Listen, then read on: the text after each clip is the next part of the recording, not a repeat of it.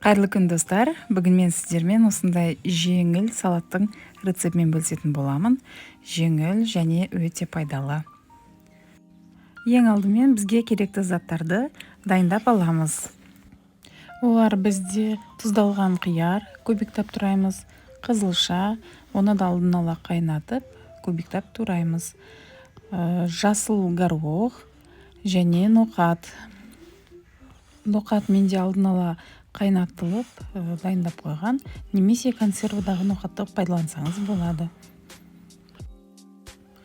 Барлық заттарды дайындап болғаннан соң, ыдысымызды алып, ішіне қызылша,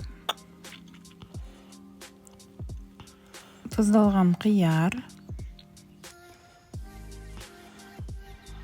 консервадағы жасыл горох,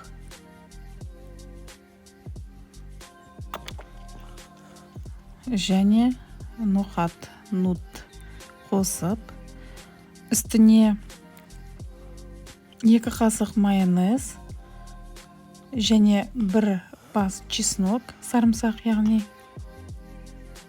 және аскөк салып, жақсылап араластырамыз және ыдысымызға салып ұсынатын боламыз. Біздің салатымыз дайын. Ерекше дәмді, тез дайын болады. Жасап көріңіздер. Витаминға өте бай. Менімен болғандарыңызға үлкен рахмет. Комментарий жазып, каналыма жазылуды ұмытпаңыздар. Ас болсын.